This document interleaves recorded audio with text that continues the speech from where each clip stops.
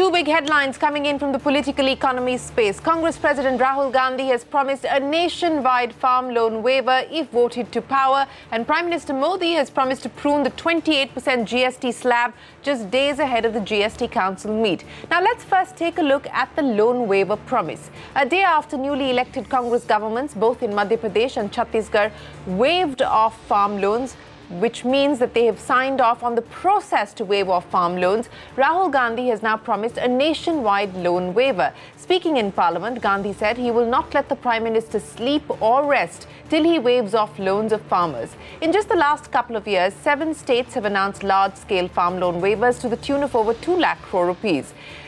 Before we get into the discussion and the debate on that, here's Rahul Gandhi's loan waiver pitch. मैं आपको यहाँ बताना चाहता हूँ कि कांग्रेस पार्टी और बाकी सब विपक्ष की पार्टी एक होकर नरेंद्र मोदी से कर्जा माफ करके ही दिखाएगी। हम खड़े होंगे, हम उनसे लड़ेंगे, 1 इंच पीछे नहीं हटेंगे, उनको सोने नहीं देंगे, रात भर सोने नहीं देंगे जब तक हिंदुस्तान के किसान का कर्जा माफ नहीं होगा। 2019 का चुनाव सामने, आप तो कह रहे हैं मोदी सरकार करवा लेंगे, लेकिन अगर नहीं हो पाया तो क्या नहीं, आपका ये प्रमुख वादा होगा कि आप लोकसभा चुनाव में भी 10 दिन के अंदर माफ करेंगे? देखिए, ये तो आप पता नहीं कैसा सवाल पूछ रहे हो। ये तो मतलब गारंटीड 100% है। अगर मोदी जी नहीं कराएंगे तो हम कराएंगे। अब हम नरेंद्र मोदी पे ऐसा दबाव डालेंगे, और सिर्फ कांग्रेस पार्टी नहीं, हिंदुस्तान का हर किसान, एक को नहीं छोड़ने वाले हम, आप सबको लेकर हम कर्जा माफ करवाएंगे। We will not let the Prime Minister sleep till he announces a national loan waiver for farmers across the country. That's Rahul Gandhi. From Rahul Gandhi to the Prime Minister, speaking at an event in Mumbai, the Prime Minister has promised a simpler GST regime and gone on to say that 99% of items will soon be under the 18% tax slab or below that. The Congress party has been clamoring for pruning the 28% tax slab. In fact, just last week, we reported that Congress finance ministers and non-BJP members of the GST Council were likely to hold a huddle ahead of the weekend meeting of the GST Council. We now have 14 non-BJP members in the Council, which has a total strength of 31. We also understand that big-ticket rate cuts are unlikely in the upcoming council meeting. At least that is the recommendation of the CBIC officials. But remember, this is going to be a political call that will be taken on Saturday. That's the 22nd, when the GST Council meets. Remember, Centre and the states are both worried about the monthly GST revenue collections, which continue to be below the government's asking rate. In this fiscal, we've crossed the 1 lakh crore rupee mark only once in September. So the question now is there room for significant GST rate rationalization? Joining us now to discuss both the issues, the agrarian economy as well as what we should expect from the GST Council meet, Manpreet Singh Badal, Finance Minister of Punjab, Thomas Isaac, Finance Minister of Kerala. Gentlemen, appreciate you joining us here on the program. Mr. Badal, let me start by asking you, and I'll pick up on the simpler of the two issues, and that has to deal with the GST Council meeting on the 22nd. The agenda, I believe, has been circulated. We've heard from the Prime Minister today saying that 99% of the items will be in the 18% slab or below. Further pruning of the 28% bracket is warranted. The Congress party has demanded always that there should be one single rate, and you have said that it should be capped at 18%. Now, given the reality today, political as well as economic, the economic reality is that we're still below the asking rate of over 1 lakh crore rupees in terms of monthly GST revenue collections. But the political reality is that 3 big states have been lost by the BJP. Do you believe that in the meeting of the GST Council on the 22nd, we could see significant rate rationalization being announced? Well, Shireen, I want to start on a lighter note. You're probably looking at one of the most worried human beings in the Indian subcontinent, next only to Mr. Asad Umar, who is the finance minister of Pakistan, because he has to pay back $32 billion next year. But having said that, I must confess that the design of the GST, and Congress has been saying it ever since the first meeting in Srinagar, it's a bad design. And once GST is designed badly, it's very, very difficult to fix it. And what the Prime Minister has announced today, and I would take exception to that, because whether rates need to be cut or some rates need to be increased or whatever, that is not the prerogative of the Prime Minister. That is the prerogative of the GST Council. The agenda has not been circulated. GST Council, because we have pooled in our sovereignty, all states and the center together. But I have seen in the last 1.5 years since GST has started in India, that I've seen it during the Gujarat elections, and I have seen it in other elections, and now I think the government is in a election mode. So, but I personally feel that the GST Council should not be a forum of populist policies. And if there are any rate cuts, Congress has been advocated against the 28% slab. But then a holistic view must be taken, some financial implications and so on and so forth. And I also want to stress that Punjab, since we are a compensation state, they make up their, it's a centrally driven GST. And they must actually consult the stakeholders. So if Punjab is a net compensation state, then Punjab must actually be part of the fitment committee. You know, they just announced that these are the states which are going to be in the fitment committee, and I feel that Madhya Pradesh or Chhattisgarh or Rajasthan, you know, they've announced, they're just going to tell us which states are in the fitment committee. That decision should have been taken by the council. And before, you know, just last word, that nowhere in the world have more than 1,000 changes been made to the GST law. There is not a single country in the world which has started with such a bad design. And that itself speaks how badly this whole system has been designed. And that's what you said, that is one of the reasons why we could never touch the 1 lakh crore mark, because there are compliance difficulties and so on and so forth. Yeah, okay. I'll come back to that issue in just a second, but let me go across to Mr. Thomas Isaac. Mr. Isaac, Manpreet Badal saying that bad in design and hence the GST collections continue to be under the asking rate of 1 lakh crore rupees. Now, be that as it may, this is the GST that the country is dealing with at this point in time. Do you believe the time is right for further rate rationalization? And I don't mean tinkering. I mean moving cement out of the 28% slab down to 18%, for instance, which has been one of the big asks. In light of what you've heard from the Prime Minister today, do you believe that the GST Council, the centre, will push significant rationalization, if at all?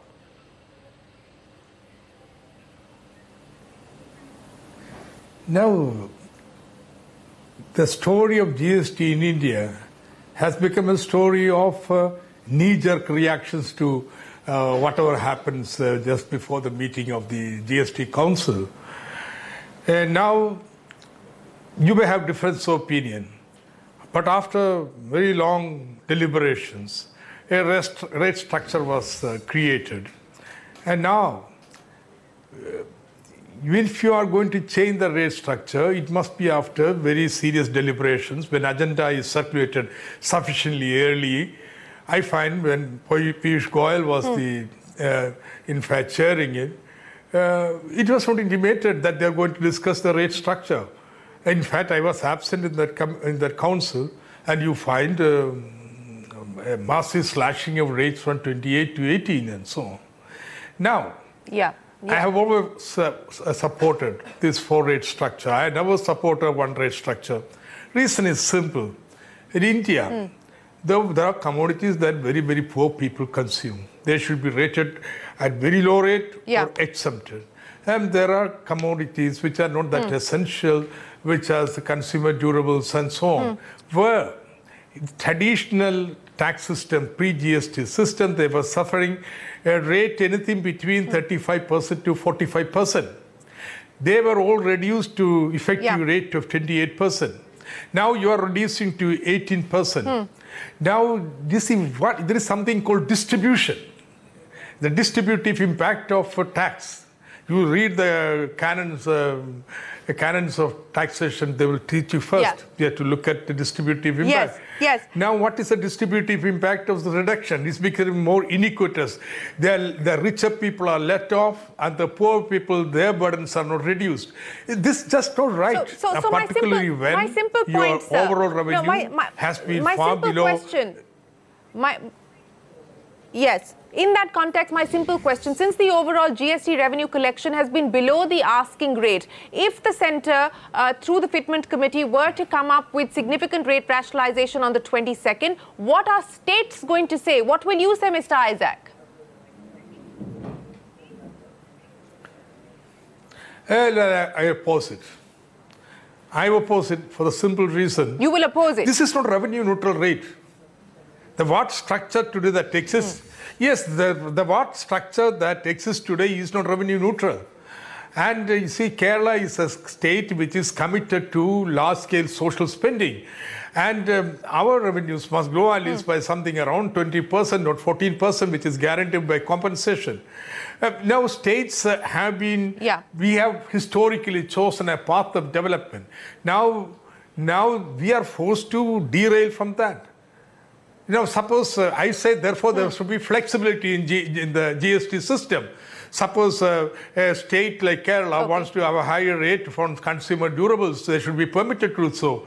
You should not use the majority to cut down, slash down from a rate which doesn't it negate the very purpose of a GST, sir?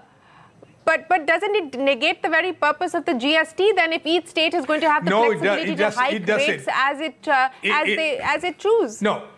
Okay, you believe it doesn't, but let me come back to you. We've also got Aditi Nair, principal economist at ICRA. I'll come back to you in just a second. I'll just come back to you, sir. Let me inform you. Mr. Isaac, give me 30 seconds. Okay, go ahead. Go ahead.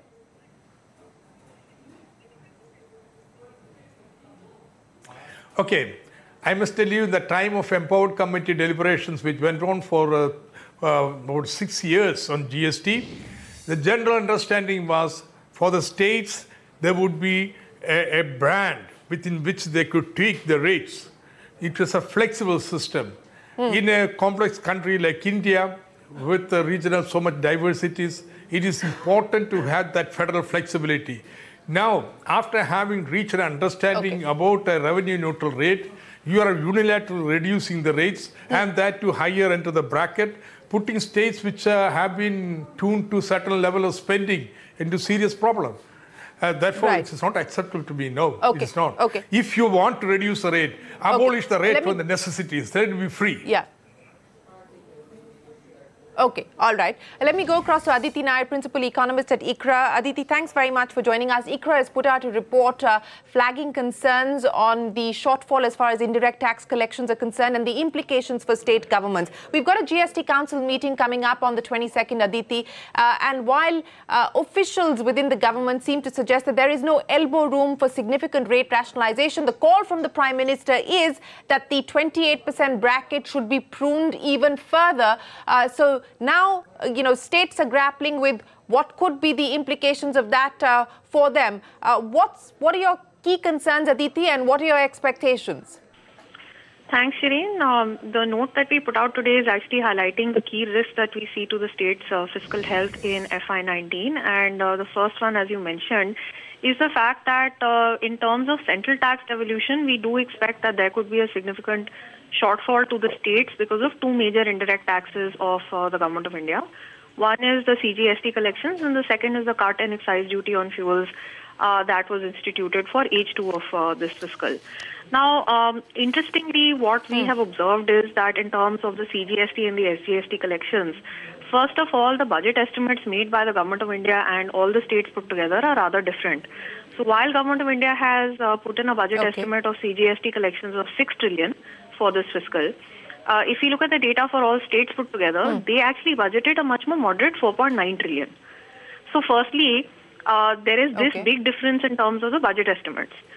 Secondly, we have estimated that up to the collections in November 2018, the CGST, after taking into account the normal settlement and the provisional settlement of IGST that has taken place so far, would be around 3 trillion.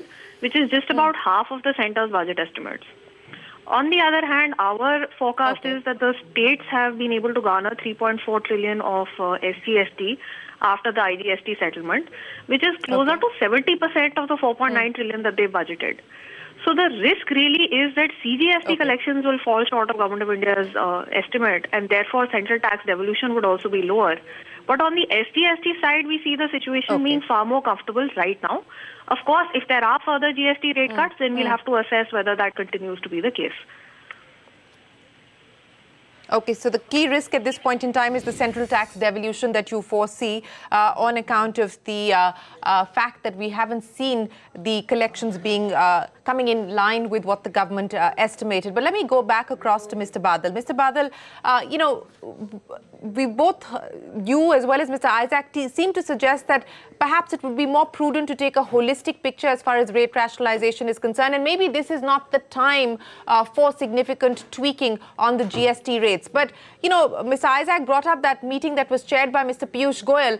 Rate rationalization was not on the agenda, yet we saw a plethora of rate cuts coming in. Is that the expectation then on the 22nd, given what we have seen from both the Prime Minister as well as the Finance Minister today, specifically on rates, sir?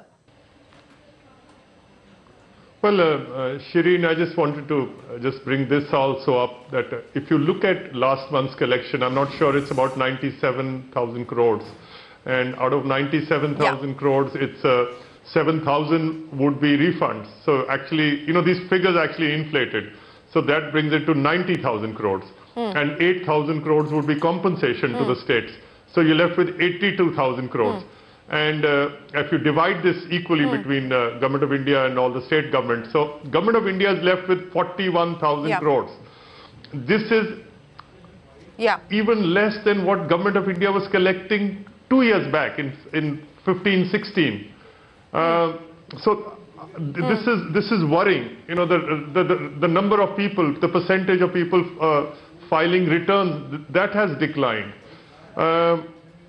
So some fresh thinking needs to be done, and what my friend Dr. Thomas Isaac said, you can't just go in for knee-jerk reactions to every election. The elections are going to take place every 3-4 months. And this is one forum. You know, we have the Vidhan Sabhas, we have the Parliament where the political slugfest must continue. But in the GST Council, I think decisions have to be taken which are in the highest interest of India, and, you know, and hopefully within our lifetimes, and I hope I have another 10 years to live, India becomes a superpower. That's what we want to see India. You know, we just can't go on tinkering and bickering with a small petty politics. So as far as Punjab is concerned, since we are in compensation, if they want to cut... Yeah, go ahead.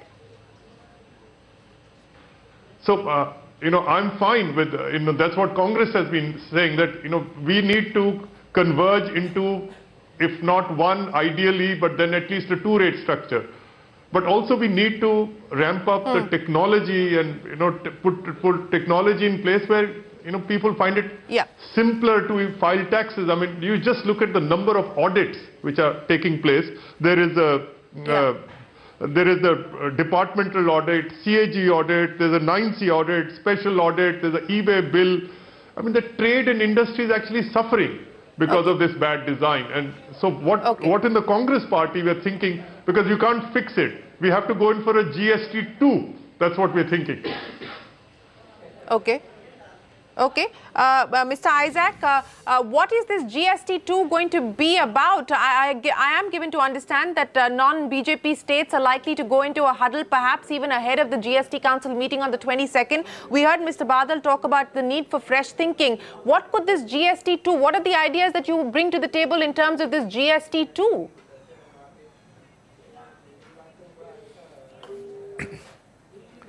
Now, so far, the GST Council, despite the political differences, it has been always a consensus decision. We have all got together. But now things are reaching a point where we cannot allow this to continue in this manner. Look, December is getting past. But what is the situation? Since GST was ushered in, there has not been a single annual return. Without annual return, how do anybody scrutinize what is due to the government if somebody is taking extra input credit or not? Now, there is only now 3B, GSTR 3B. Now, without the GSTR 2 and 3, how do we examine, scrutinize the return meaningfully? There is no system in place. Okay. Please, heaven's sake, allow the system to settle down somewhere before you go on tweaking the rates, changing the rates. Thinking of doing things totally nonsensical, like allowing composition dealers to have input credit or had to have interstate trade and so on and so forth. This is crazy stuff to do. See, this is what I call knee-jerk reactions. And this is what finally the GST Council is tethering to, because political compulsions. I hope the Union Finance Minister will resist this temptation and pressures and take a correct course, which we have broadly been negotiating and doing. And if there is a need to be a rate cut, let it be discussed thoroughly. Revenue implications, let them work out the revenue implication, how much is going to be. Without doing that on a populist ground, you say, no, that is too much, we are going to reduce it, we are going to reduce to 99%. That's not the structure we agreed to. So, it's very sad that GST Council is degenerating into this manner because of the ruling powers. Well, that's a big statement you're making, that the GST Council, so far, every single decision has been unanimous. In fact, the GST Council is being held up as a federal formation that has actually been able to deliver despite political differences, which have been outside of the council, not inside the council. But you're saying that is in the process of degenerating. Aditi Nair, before I talk about farm loan waivers, a quick word from you on what you will watch out for now come the 22nd of December when the GST Council next meets. Yeah, Shireen, definitely we'll be looking out for what is the extent of rate cuts, if any, that get announced in that meeting, and really what is the Council's own assessment of the revenue loss for the rest of the year that will come out of that. And, we do have to keep in mind that rate cuts may not always result in a big commensurate increase in demand, which is going to keep the revenues balanced. And certainly what we've observed over the last quarter is that a lot of states did go in for rate cuts on the VAT that they levy on fuels, and they did it when fuel prices were at an all-time high. And after that, we've had this deep correction in crude oil prices, and therefore the requirement for having cut the VAT rates possibly is much more diminished now than what it seemed to be at that point in time. So that again is a risk that we're seeing for Q2, because given the generally inelastic fuel consumption, it's unlikely that we're going to get this huge increase in demand that's going to offset both the rate cut as well as the fact that the prices themselves have fallen so much. Other than that, of course, we'll be looking, as you said, at the loan waivers and the other pre-election sort of announcements that are coming in from a host of state governments. Clearly, this is going to be a big risk to spending and to the fiscal deficits in FY19 and FY20. And, of course, we do hope that it's not going to be capital spending that gets deferred to make sure that the hard fiscal deficit lines are met. Okay, that is a risk that the market and investors are looking out for. But let me bring back the Finance Minister of Punjab, Mr. Badal. Mr. Badal, Punjab was one of the state governments that announced the loan waiver to the tune of about 10,000 crore rupees. Have you been able to deliver completely on that? Substantially, Shireen, we've been able to deliver. Like I was talking to you before this program, most people would think that agri loan waivers are actually a dole or a subsidy or populist. But in an agri powerhouse like Punjab, we consider this as capital investment.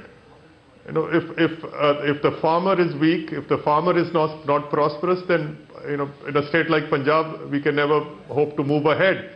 So we did go in for a 10,000 crore loan waiver. We saved some money, we managed some money, and we did it in installments, but we were able to fulfill a substantial part of it, and it was up to 2 lakh rupees per farmer. Yes. And out of the total operational 1.4 million farming families, we were able to benefit about a million and a quarter.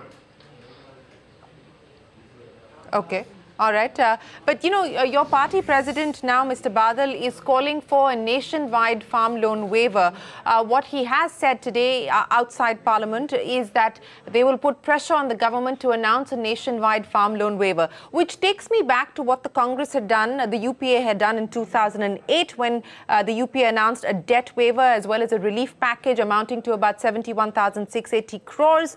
You know, the loan waiver was to about 3.69 crore small and marginal farmers, and there was a one-time settlement of loans for another 0.6 crore other farmers who didn't fall in the small and marginal farmer category. Do you support a nationwide loan waiver? Well, Shireen, if you have ever been to a circus and you have these the performers who do acrobats, and on the ground they actually put out a net, that if by accident or by chance somebody slips, then instead of falling on the ground, then he should fall on the net. I feel that budgets and economy and government should not just be about numbers and figures. It should also be about real people. Yeah. And if the people of, yes, you know, I may be a very strong man, but if my eye is paining, I cannot hope to be healthy. Similarly, if a large section of your population is distressed, then how does India hope to move ahead? So in fact, I was the architect of the Punjab Manifesto. I was the one who wrote it, and we were the first, we were the pioneers. I'm not arguing. I'm not arguing about the need to address the distress that the agri-economy faces, that India's farmers face. The point that I'm asking is a different one. I'm saying that do you have the capacity and the ability to be able to write the checks that you are claiming or promising to write? You announced 10,000 crores. You believe that you've done most of it. If I look at your debt as a percentage of GDP at 41%, similar story for states like West Bengal, 37%, Kerala, 31%, Rajasthan, 33%, UP, 29%. My question is, do you have the ability to write the checks that you're promising to write? Well, Punjab has written it off, so we did write the check. And the debt is something which is part of a legacy, which is something to do with the state of terrorism which prevailed in Punjab for a decade. It's also got to do with the slowdown of the economy on account of special concessions which were given to the hill states, which are Jammu, Kashmir, Himachal, which are immediate neighbors of Punjab. So this is a legacy which we carry forward. But at the same time, as a government, we cannot afford to see the farmers of Punjab in distress. I'm not saying loan waiver is the only solution. Yeah. It is part of it. So it has to be a multi-pronged approach. And just the last word, I just hope, I just wish that BJP had done it when the international oil prices were down and there was a windfall profit which the government of India had. And if they, the 2-3 lakh crores, if they had done it, not just farm loan waiver, but also maybe cheaper capital to small and medium industry, Indian economy would be on a much surer footing. Right. Aditi, I'll give you the final word on this, because while we have asked the government if there is such a plan, at this point in time officially they say that there is no plan for a nationwide farm loan waiver, but the speculation is that maybe even as early as the supplementary demand for grants, maybe there could be some indication. We don't know. This is speculation at this point in time, but reports suggest that to the tune of 4 lakh crore rupees, perhaps that could be something that will be unveiled. What's your own estimation? See, we will have to obviously watch this very closely in terms of what is the total amount of loans that are announced, in terms of any waiver that actually gets announced. How many people per family would actually be eligible for that? What would be the source of the debt which is being written off, whether it's only going to be from cooperative societies or from all types of banking channels? Is there a limit that would be applied per person in terms of the amount that would be capped? And then also the number of years over which the actual loan waiver by any government, whether it's the central government or the state government, gets staggered. Right. So all of these obviously factors will have an impact on what is the affordability in any given year and how much has to be foregone in terms of other spending, competing spending priorities that the government may have. And ultimately that is what will have an impact on the size of the fiscal slippage in any given year.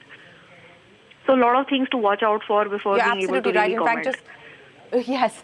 And as I point out, it is still speculation. It's a demand being made by the Congress party, by the Congress president, but the government says that there is no plan for a national farm loan waiver at this point in time. And if we go back to the waiver announced by the UPA in 2008, the debt waiver was to be done by the 30th of June of 2008 and the debt relief package by 30th of June 2010. So as Aditi was saying, it is staggered. But Mr. Badal, I'll give you the final word on the program now. What would be your single biggest concern, sir, as you look at both the economy as well as the political economy today? Well, I just want to end with a very famous couplet of one of the greatest poets of the Indian subcontinent, Muhammad Iqbal. He says कि खुदा ने आज तक उस कौम की हालत नहीं बदली, ना हो ख्याल जिसे खुद अपनी हालत के बदलने का. So God is not going to change this for us. You know, we will have to fix this, our tax. You know, it was a once in a century chance which India had. 160 countries had already gone into a GST regime. We just had to copy one of them, and look what a mess we made of it. So we are looking, and I'm convinced that the government is on an election mode. They're not going to fix anything. So we're hoping Congress forms the next government, and we just try and clean up the stable. All right, sir. Well, hope is what the Congress is betting on at this point in time. And I guess with the electoral verdict in the 3 states, that hope has certainly been bolstered, but the BJP thinks otherwise. We'll find out what the decisions are at the GST Council on the 22nd for this evening. Yes, sir. There's a colloquial wisdom in Punjab which says that 1 and 1 is actually 11. So I used to be 1, and then now I have 3 more colleagues as finance ministers. So we become a big group. All right. Yes, certainly a bigger group in the GST Council with more Congress representation. Mr. Badal and Aditi Nair and Thomas Isaac, appreciate you joining us here on CNBC TV 18 to take stock of the 2 big...